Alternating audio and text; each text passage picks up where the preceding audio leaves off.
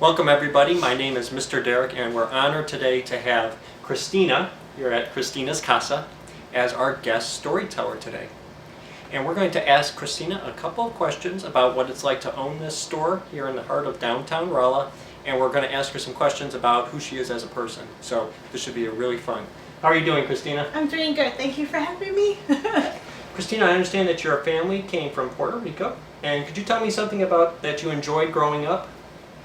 Yeah, so besides our food being amazing, a lot of what I love about our culture is our music and our dance. We have a lot of music that is of course storytelling, but a lot of that also is in our dances. We have a lot of history that has to do with slavery, pain, love, victories, and stuff like that, and you can see that in the moves. As well as with the music, so it's very beautiful and very poetic, and I just love watching the dances because they're just so beautiful. That raises an interesting kind of question there. Storytelling doesn't necessarily just come from books, does it? Correct, yeah. You can see a lot of that in our dances for sure. Especially specific moves actually have to do with storytelling. And I'm wondering, you have this bodega here in Rolla, here in the heart of downtown Rolla, and I'm wondering, what is a bodega and what is the role it plays in the community? So a bodega actually is a Spanish word derived to mean wine cellar or store or storage. And so you see a lot of them in New York City. They kind of started popping up in the early 1920s, 30s, and it was a space for a place for the Spanish community to kind of come and get their spices, their foods, and stuff like that. And you see that more so in the United States.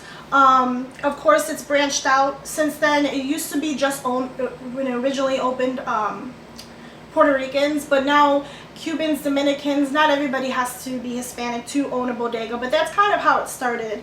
And that's kind of why I created that space here in Rolla, because we didn't have a lot of that for the Hispanic community, and so that kind of bridged the gap to bring food here for the Hispanic community instead of having to drive out to bigger cities and stuff. Owning the store was a dream of yours that you've had for a while, from what I understand. What would you tell somebody, you know, all the people who listen to these story times, they come to the library, sometimes they're checking out books that are going to help them achieve their dreams. Mm-hmm. Being that this was your dream and that you're achieving that dream, what is one lesson that you learned that you would tell the person watching this? So don't listen to the naysayers. That would be the first one, because there's a lot of people that will put a lot of doubt. But I would say my biggest takeaway would be consistent as far as having a plan. This was of course a dream of mine for the past 3 years, and so anytime I got a chance and I had an idea, I wrote it down, no matter how big or small. Like, it has been so important to me, because when the opportunity came up and it actually happened, I was able to fall back on those notes that I took. And there's always going to be something that doesn't work out, but because you put that extra note, or that note that you didn't think was going to work, ended up working. And so I always tell people that I had a game plan, and that is what really helped me a lot when the time came to achieve what I wanted to achieve. It sounds silly. It seems like something like, okay, that's it. But it really did play a big part of it. And I'm still looking at my notes. I'm still looking at all my ideas and stuff like that, because you can't also start everything all at once. Everything's kind of a building block, and you have to have that timeline and those notes to fall back on if something doesn't work. So I would say, yeah, making sure you just write down that, even if it seems insignificant. Awesome. Well, that's great advice, Kristina. Thank you for being here today, and I hope you guys enjoy the story times that are about to follow. She has picked some great ones to read to you today.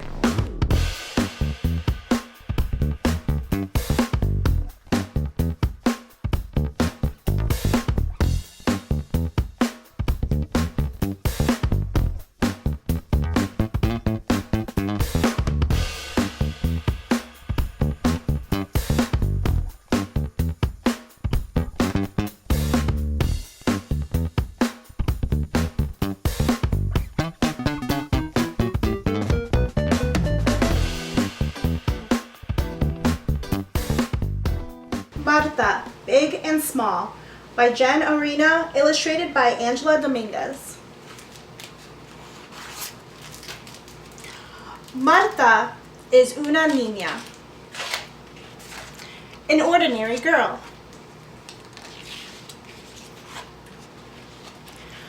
To a bug, Marta is grande, big, very big.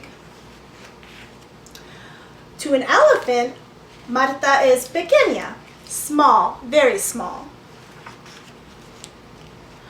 To a horse, Marta is lenta, slow, very slow. To a turtle, Marta is rápida, fast, very fast.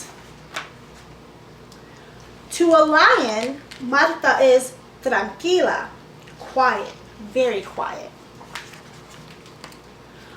To a rabbit, Marta is ruidosa, loud, very loud. To a snake, Marta is sabrosa.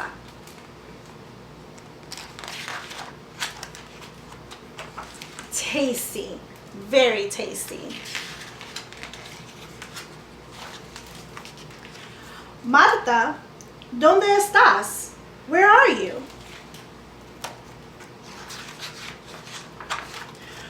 Phew.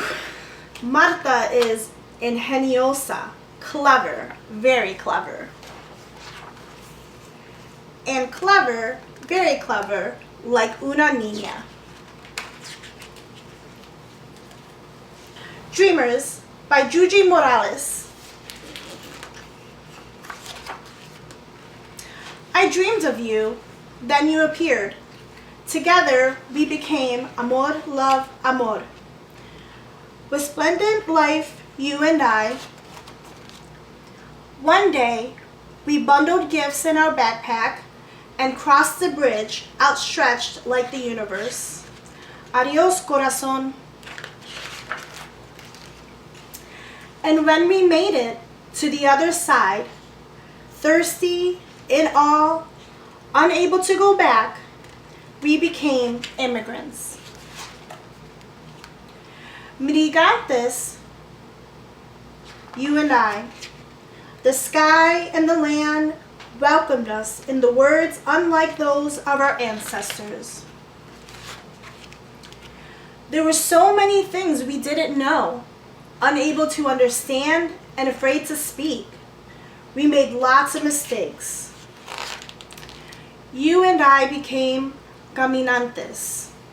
Thousands and thousands of steps we took around this land until the day we found a place we had never seen before.